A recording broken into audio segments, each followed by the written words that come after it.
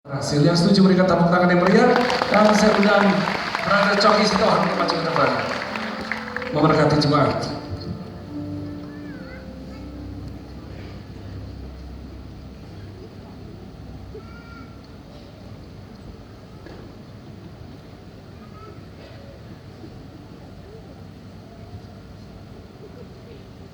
Shalom saudara.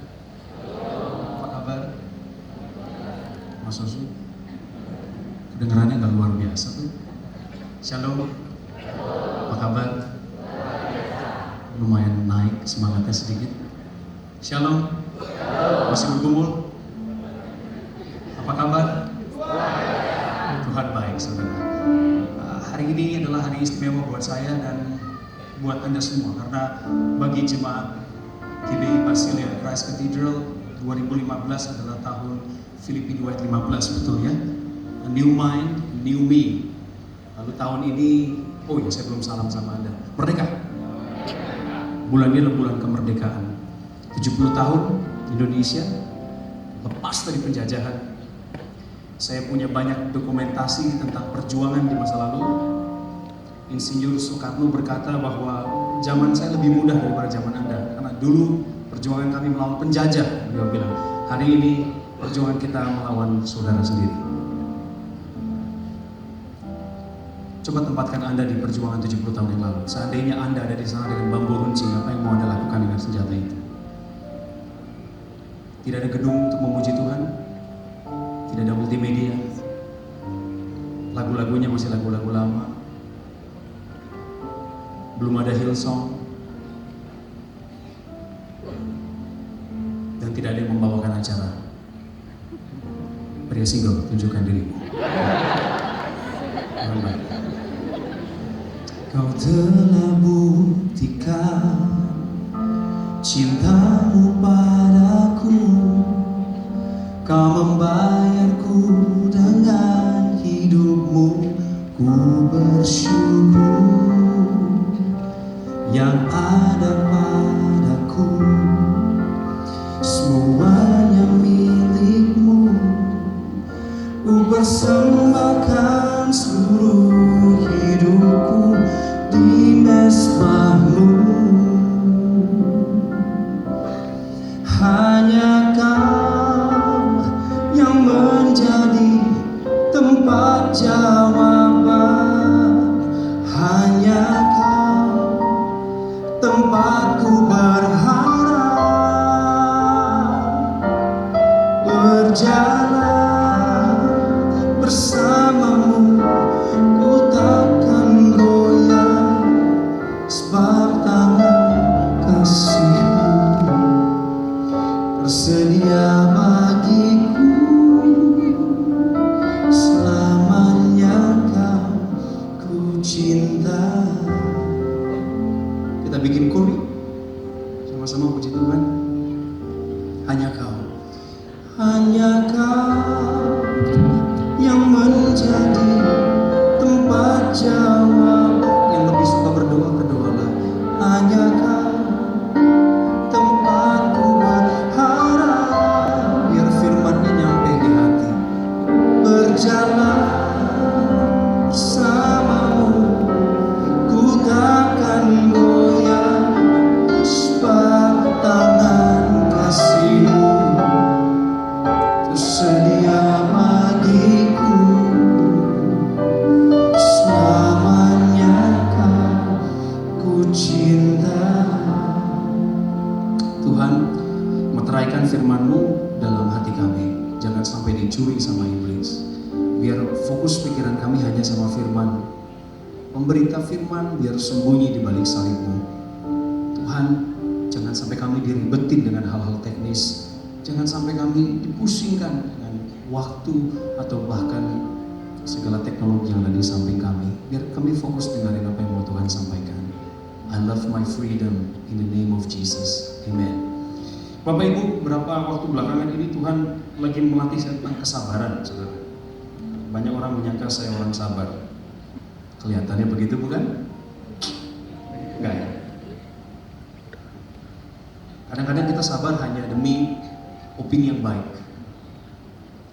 supaya orang taruh apresiasi lebih sama diri kita, biar mereka mengundang kita lagi, biar kita dianggap, diterima di lingkungan. Kita melakukan segala sesuatu yang berhubungan dengan mempermak muka kepribadian. Meskipun saya percaya dari sebuah kebiasaan akan menjadi habit, kemudian dari habit menjadi karakter, tetapi manusia punya 1001 cara dan akal untuk bisa memanipulasi dirinya dan akhirnya memanipulasi orang lain. Tujuannya itu tadi, bikin kita nyaman.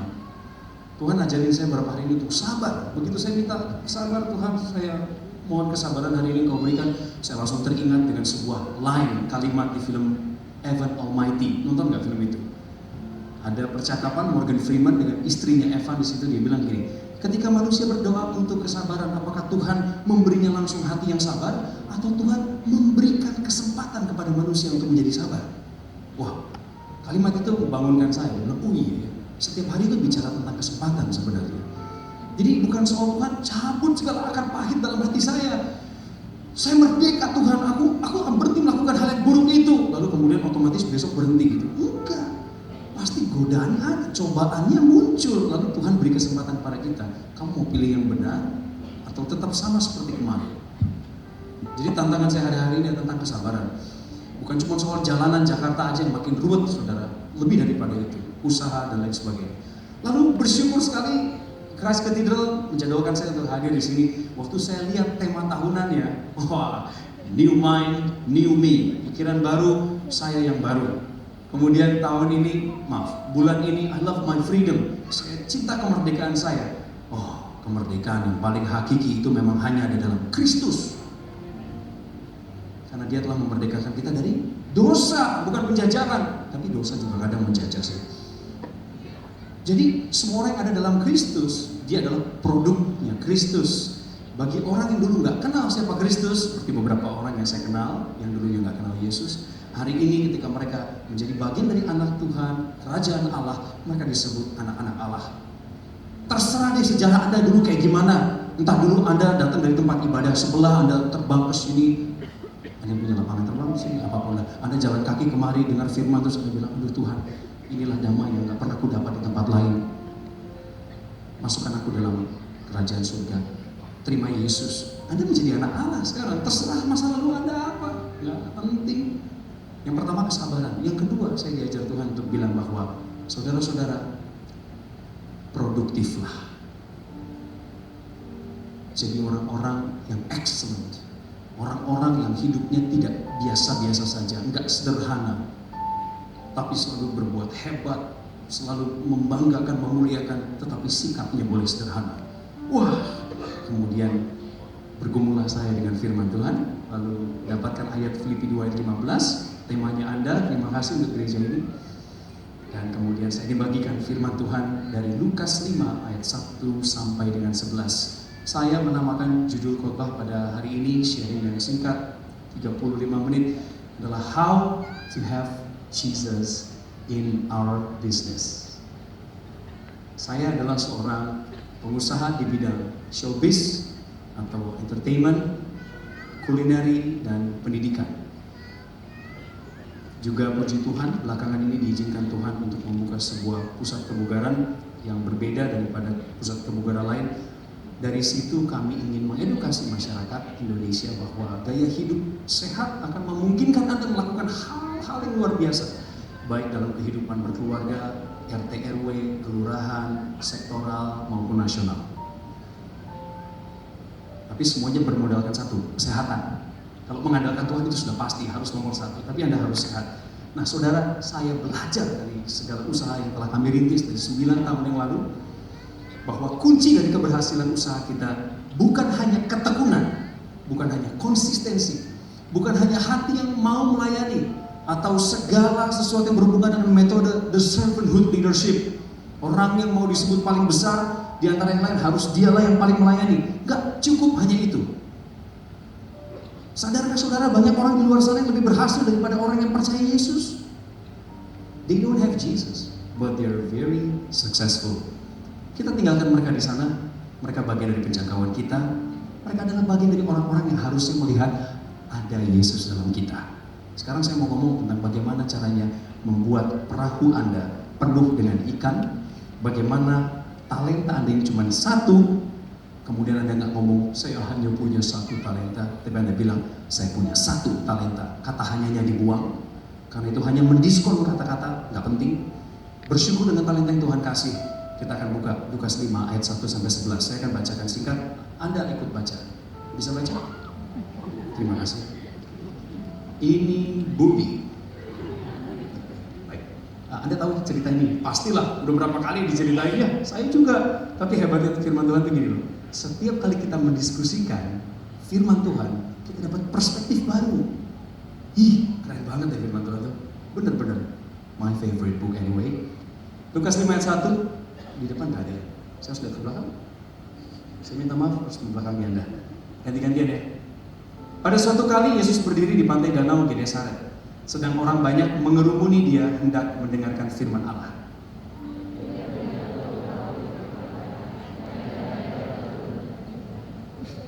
Pada suatu kali Yesus berdiri di pantai danau Genesaret.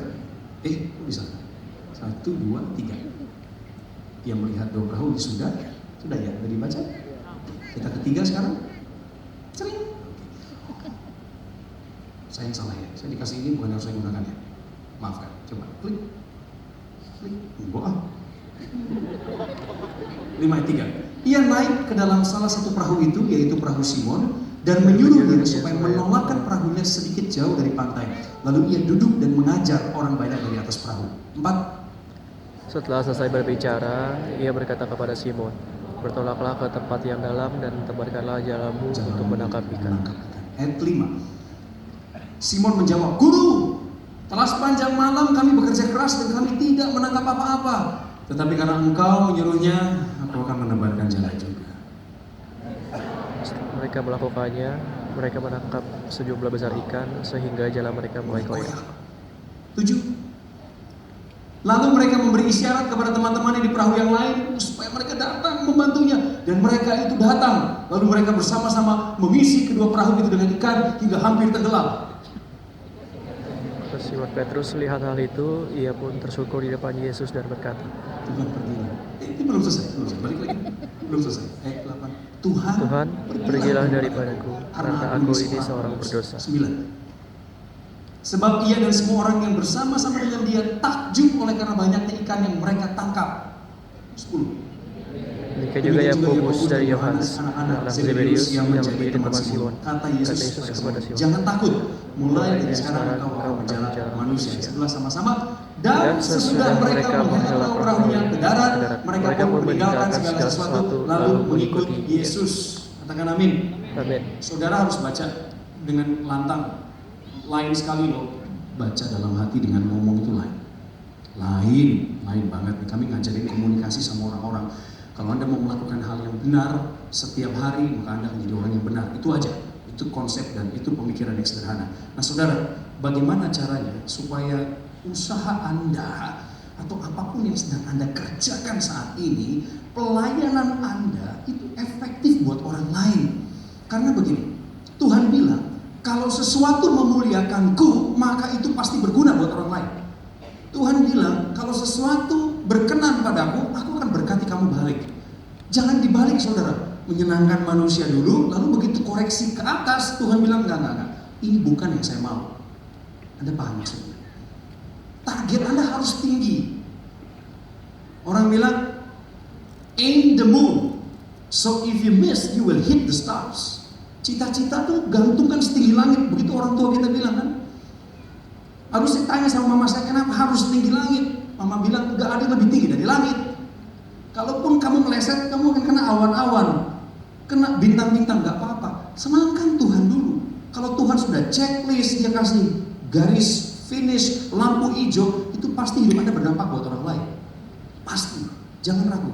Saudara, saya belajar hal ini. Saya akan sharing ini dengan cepat. Let God use our business after we have good character. Saya coba dulu dengan teknologi ini. Oke. Keren ya, ada Tuhan Yesus di tengah-tengah dealing bisnis gini. Dia nggak kelihatan selama saya dealing sama orang lain, tetapi saya tahu dia memperhatikan. Dan kehadirannya membawa barokah. Lukas 5 ayat 1-11 sudah kita baca. Saudara, Let God use our business after we have good characters. Saya ingin mengingatkan betapa pentingnya sebuah karakter bagi usaha Anda. Banyak orang yang akhirnya jatuh ke dalam kegagalan, bukan kegagalan kebangkrutan, bedakan kegagalan ekonomi dengan kegagalan karakter. Karena kegagalan ekonomi itu selalu bisa kembali. We can always bounce back when the economy is getting better. Ketika usaha kita mentok, lalu kemudian kita bertekun kembali, dapat investor, kita akan kembali ke relnya. Tapi kegagalan karakter, dampaknya jauh lebih berisiko. Percayalah, Tuhan lebih tertarik dengan karakter Anda daripada sekedar apa yang Anda jalankan saat ini. Saya mau kita melihat ayat yang ketiga. Tolong dibantu di ayat yang ketiga. Saya belum biasa pakai alat ini. Ia naik ke dalam salah satu perahu itu, yaitu perahu Simon, dan menyuruh dia supaya menolakkan perahunya sedikit jauh dari pantai. Lalu ia duduk dan mengajar banyak orang di atas perahu. Saudara, jika Anda mau Tuhan Yesus datang dan masuk ke dalam perahu Anda, bisnis, usaha, studi, namakan saja sesuai kebutuhan Anda harus mengizinkan dia duduk dan mengajar firman Tuhan. Jangan kita yang dikte Tuhan, tapi Tuhan yang harus datang. Tapi kita ngundang. Lain loh rasanya diundang. Karena Tuhan Yesus gak kelihatan, mungkin Anda lebih sulit untuk membayangkan bagaimana dahsyatnya ketika Anda mengundang dia masuk. Saya kasih contoh. Kalau anak saya, Abigail, ulang tahun yang kelima, lalu saya mengundang Presiden Joko Widodo. Saya tembusin ke sekretaris militer kasih checklist. Dia bilang, Mas Coki, Presiden akan hadir. Coba bayangkan itu. Presiden RI akan hadir di ulang tahun anak saya yang ke-5 tahun. Isn't it awesome? Biasa aja. Guys, come on. Itu keren loh. Nanti pas pampres pasang metal detector. Semua orang ambil periksa, lalu orang ambil, ada siapa nih? Ada siapa? Orang penting. Meskipun Presiden hanya datang dan mampir sebentar, dia pulang. Kita pasti, Presiden yang begitu peduli. 260 juta rakyat dan dia memilih hadir di tempat saya. Sudah mulai terbuka pikiran Anda? Enggak juga, enggak apa-apa. Sekarang kembali begini. Presiden kita orang yang dipilih Tuhan, dia dipercaya Tuhan menjalankan amanah.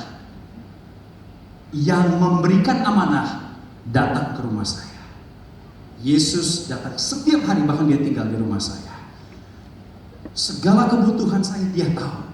Pergumulan saya dia tahu. Telinganya selalu terbuka, matanya nggak pernah nutup. Dan bila mana saya datang mendekat kepadanya, yang pertama saya rasakan adalah damai sejahtera. Dan tidak ada peralatan metal detektor yang dicabut ketika Tuhan meninggalkan ruangan saya dan pindah ke rumah Pak Billy Sindoro. Nggak ada. Ngerti maksudnya? Istimewa sekali. Jadi yang pertama harus dilakukan oleh orang-orang yang mau memulai usaha, sedang menjalankan usaha, membidik target yang lebih besar, tahu kebenaran saat ini tentang membangun sebuah usaha adalah mengundang Yesus datang. Izinkan dia duduk dan mengajar. Jangan cuma Tuhan Yesus datanglah, berkatilah, tapi Anda nggak baca firman. Anda nggak tahu petunjuknya Anda harus kemana, melakukan hal apa, apakah itu diperbolehkan atau tidak. Anda hanya mengundang dia doang dan Tuhan duduk di sana, biar saya pegang kemudi. Nggak bisa, sobat maksudnya. Duduk mengajar firman Tuhan. Ayat yang keempat. Saya punya pengalaman pribadi tentang ini. Setelah selesai berbicara, ia berkata kepada Simon, bertolaklah ke tempat yang lebih dalam dan tebarkanlah jaramu untuk menangkap ikan. After Jesus finished his teachings, he started to bless his disciples. Banyak orang terburu-buru, inginnya langsung diberkati tanpa terima pengajaran. Dan itu banyak terjadi pada jemaat kita. Dimanapun berada, di gereja tempat kami beribadah, di tempat Anda, seolah-olah ini adalah promosi gratis.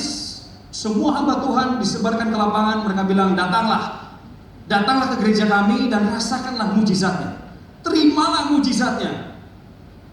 Padahal masuk gereja adalah terima mujizat pakai tanda bintang di situ. Syarat ketentuan berlaku. Di bawahnya ada tulisan, terima dulu pengajarannya, sobat. Karena ketika Anda menerima pengajarannya, apa yang Tuhan akan berikan untuk memberkati Anda akan terlindungi dengan sendirinya sesuai karakter Anda.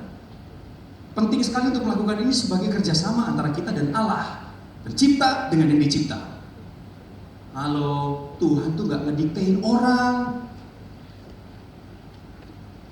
Dan Tuhan bukan yang ngontrol dari sana, terus kemudian pakai alat kecil gitu, coki melangkah ke kanan, seperti di Waze atau Google Map.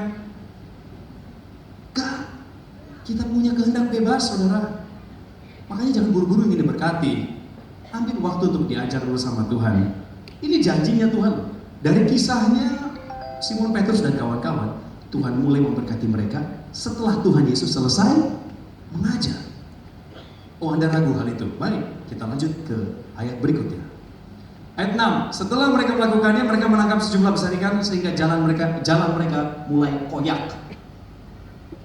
Don't let the blessing of God become curses because your heart is not right. Berapa kali kita dengar di gereja ya, hamba Tuhan pasti bilang begini. Awalnya berkat, tapi kemudian jadi kutuk. Dulu Anda susah-susah bergumul cari jodoh, Anda datang ke gereja. 3 kali sesi ibadah di Christ Cathedral, Anda duduk paling depan. Oh, itu gembala ya, maaf. Anda hadir bisa, tapi begitu Tuhan jawab doa Anda, pelan-pelan dari 3 sesi Anda berkurang ke 2 sesi. 2 sesi jadi 1 sesi. 1 sesi sebulan sekali.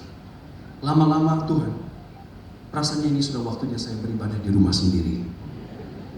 Rumahku adalah mesbah untuk Engkau. Anda mengambil konklusi sendiri tentang hidup Anda, tentang bagaimana Tuhan ingin memimpin Anda. No way Jose, nggak bisa. Saya mengambil ayat ini dan belajar dari ayat setelahnya, ayat yang ke-7. Anda harus lihat ini. Lalu mereka memberi isyarat kepada teman-temannya di perahu yang lain supaya mereka datang membantunya. Datang, tolongin gua, tolongin. Dramatis sedikit ya. Yang mengambil gambarnya direkturnya Peter Jackson. Tolong. Temannya lompat dari perahu sebelumnya, kemudian dia berenang menuju ke perahunya Simon Petrus. Dan mereka itu datang, lalu mereka bersama-sama mengisi kedua perahu itu dengan ikan hingga hampir tenggelam. Ada transfer ikan dari perahu A ke perahu B. Karena apa? Karena perahu A nggak bisa nampung ikan sebanyak itu. Maka kesimpulannya adalah share the blessings with others. Your blessings, if you don't share it will sink your boat. Nah, ini juga menarik. Ada orang-orang yang tinggal dalam kenyamanan, seolah mereka tidak tergoyahkan. Ayolah pelayanan sebentar lah, aduh panas, gue nggak biasa nunggu. Pelayanan nanti aja kalau sudah jadi usher di umur 70-an. Oh, ngomong-ngomong ini pengalaman saya dan itu sebenarnya mimpi saya waktu saya umur 20-an lah. Waktu diajak pelayanan waktu itu orang-orang bilang, "Cok, ini waktunya melayani Tuhan." Dalam hati saya lebih suka melayani Tuhan ketika saya pensiun nanti. Ketika saya sudah mulai lowong waktunya, setelah semua energi habis buat industri, baru saya datang ke gereja dan bilang sama gembala, masih ada lowongan untuk melayani Tuhan. Tuhan bilang, enggak, melayani lu jangan ketawain gua dong. Ini kan pengalaman hidup, ya. It's okay, you can laugh at me at all times. Saya, Tuhan bilang gini, nggak bisa, layani saya dari sekarang. Aduh, beratnya.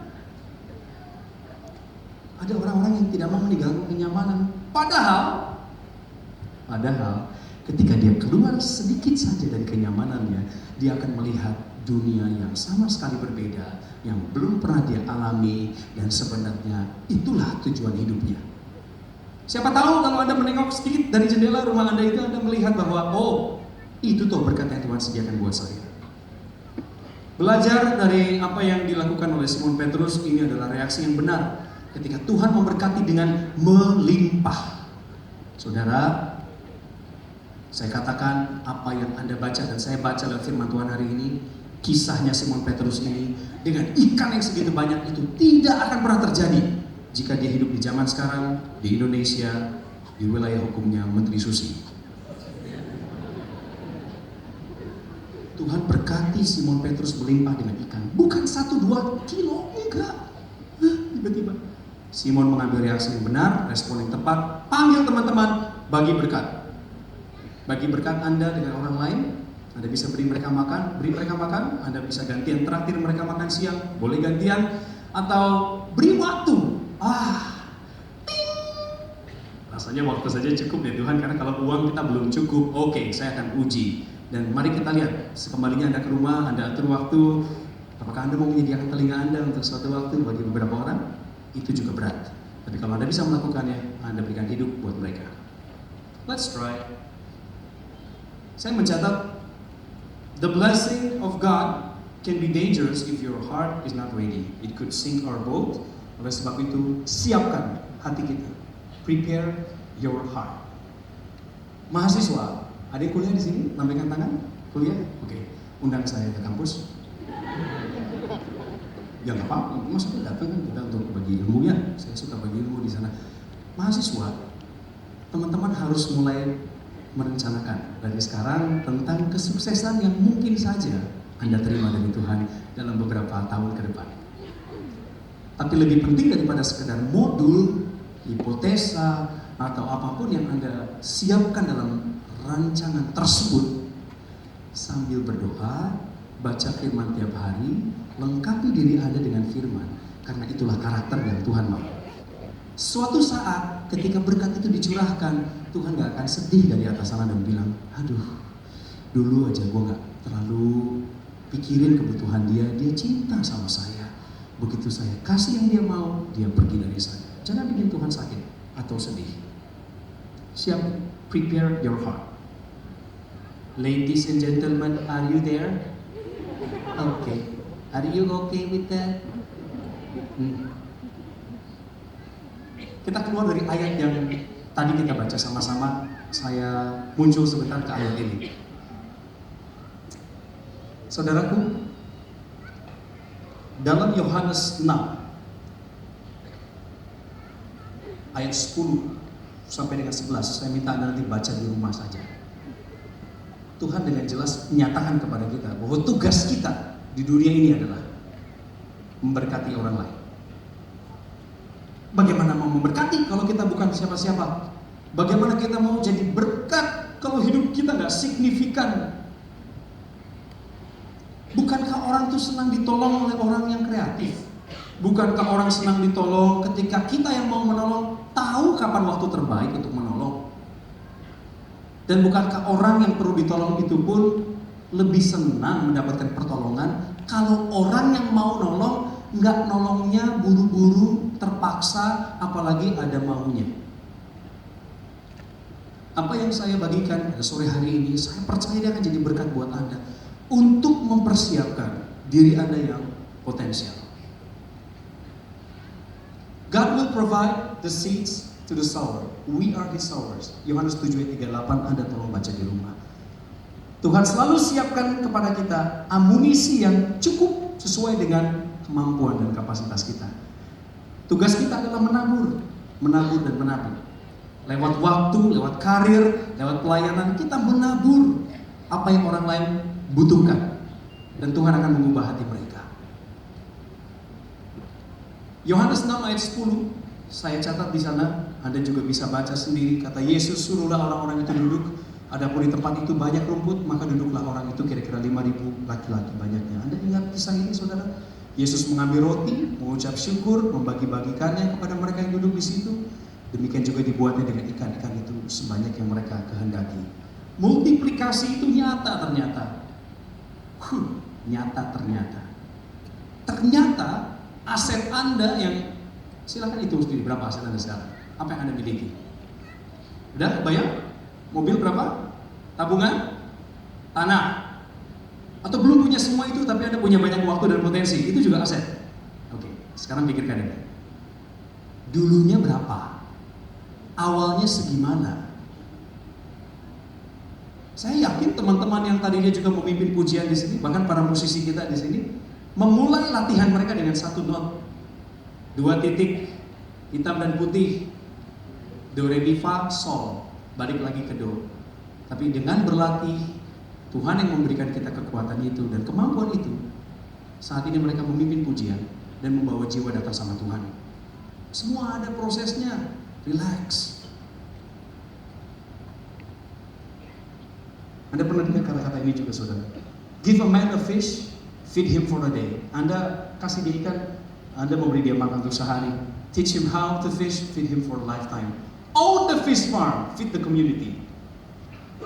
3 tahapan. Anda kasih ikan, ya udah dia kenyang hanya untuk hari ini. Anda ajarin dia untuk bagaimana bisa memancing ikan, menangkap ikan. Oh, Anda bisa memberkati dia seumur hidupnya karena dia punya kemampuan. Mengembangkan kemampuan, empower people. Aduh, itu pelayanan yang paling top. Dan itulah kenapa gereja ada di tengah-tengah bangsa dan negara kita. Untuk memberdayakan orang-orang yang tadinya potensinya kecil.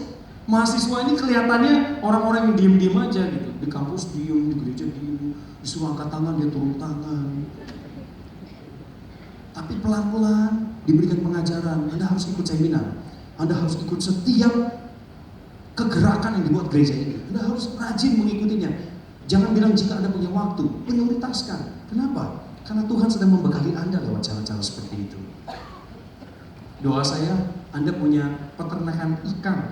Kenapa? Karena kalau Anda punya peternakan ikan, banyak orang kerja di sana, banyak orang akan hidup daripadanya, dan hidup Anda benar-benar jadi berkat buat mereka. Kita hampir selesai. Ayat yang ke-8. Ketika Simon Petrus, Pak, Bu, balik lagi ke kisahnya Simon Petrus ini yang lucu itu. Melihat hal itu pun ia tersungkur di depan Yesus dan berkata, Tuhan, pergilah daripadaku sebab aku ini orang berdosa. Ayat 9, sebab ia dan semua orang yang bersama-sama dengan dia takjub oleh karena banyak ikan yang mereka tangkap. Saudara, yang saya buat tulisan dalam huruf yang lebih besar, fontnya di sana adalah, when God blesses you, you should not be proud, instead be humble. Nah, aku sangat diberkati oleh sikap Simon Petrus yang ini. Selain yang pertama tadi waktu dia teriak-teriak panggil teman-temannya untuk sama-sama bantu pindahin ikan dari perahu dia supaya dia nggak tenggelam. Supaya dia instead of dapat berkat tenggelam karena kerakusannya sendiri. Anda mau semua Anda taruh, Anda terima, Anda nggak pernah memberi, Anda kekenyangan. Boom. Segala sesuatu yang berlebihan itu nggak baik. Nah sekarang sikapnya Simon Petrus adalah ketika Tuhan berkati dia dan Tuhan lakukan mujizat, Simon gak ngomong begini kan sama orang-orang. Lihat, ini semua karena aku mengundang Yesus. Lihat, karena aku beri Yesus kesempatan untuk bicara. Lihat kepintaranku. Lihat momentum yang aku buat sendiri. Kemarin malam gak ada apa-apa, tapi hari ini lihat. Aku. Enggak. Simon bilang apa?